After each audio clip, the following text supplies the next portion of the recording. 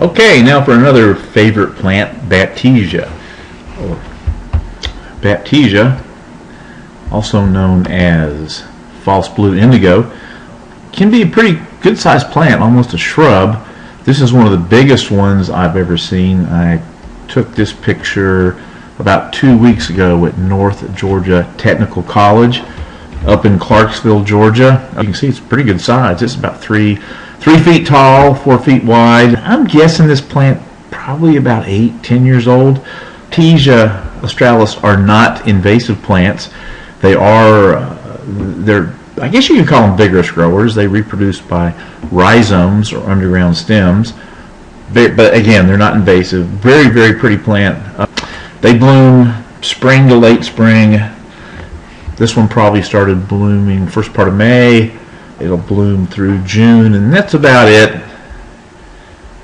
Again, Baptisia australis. It is a native plant to the southeastern United States.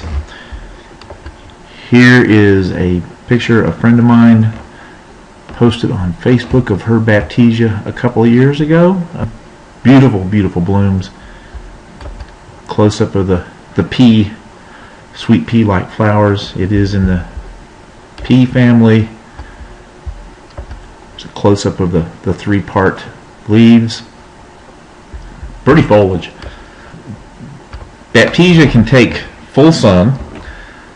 It can take a little shade, but not much. It's one of those plants, like everything else, morning sun is really, really good. 3 to 4 feet tall, 4 feet wide, zones 3 to 8. So it can take some cold. It can take the Ohio kind of winters. Zone 8 would be South Georgia. We are, of course, in Zone 7, maybe 8. So it couldn't stand the tropical or subtropical heat of South Georgia, Florida. I don't think it would do well down there. One interesting tidbit, it was used to make blue dyes in colonial America. They attempted to use it. The process of making dyes out of the flowers was a little laborious, so they didn't get too far with it. It was not economically feasible given the amount of work it took to make the dye. Now here we go. Picture of the seed pods. Pretty big seed pods. They're kind of fun to watch. And as you get into August, the seed pods turn kind of a brownish black color, and at some point they're going to pop open.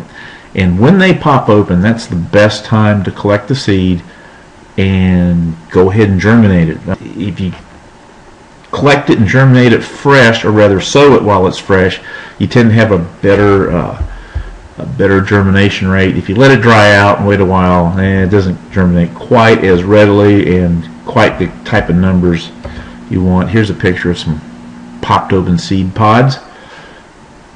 Now it's Baptisia australis is the blue one. Again, it's a native. Another native Baptisia is Baptisia alba. Alba is, if you ever see alba used as a species, it means white. The Baptisia australis I just talked about a minute ago, this guy here, australis refers to southern, or south. Think of Australia, it's southern. But this plant's not an Australian plant. Again, it's a native plant to the southeastern United States. Okay, again, we're here at the white one. Let's do this. Let's make this bold if I can. Nah, can't do it. Okay. Yellow wild indigo, Baptisia tinctoria. Yellow wild indigo, 2 to 4 feet tall, 1 foot wide, so it's not quite as vigorous, especially in the width department, a little bit shorter. And one thing, if you look back at this, lots of seeds that readily germinate. Those of you that have studied botany a while know that plants propagated from seed a lot of times will show a lot of genetic variation. So when you look at the blooms of Baptisias that you might have propagated from seed, you'll see a lot of variance in color and shape and so forth. Now there is a few cultivars out there. There are a few cultivars. This is Baptisia purple smoke. This was discovered by Rob Gardner, North Carolina Botanical Gardens, and introduced by Niche Gardens, Chapel Hill, North Carolina. Kim Hawks, I think is her name. That's her nursery. They do a good job of introducing plants, and it's Baptisia purple smoke. It's a chance hybrid of Baptisia australis and Baptisia alba. It has charcoal gray stems, a little bit more purple than Baptisia australis. That's kind of an interesting cultivar. Again, this is one, it's a good perennial to anchor a perennial garden. Great flowers. You want to give it some room because it does get rather big.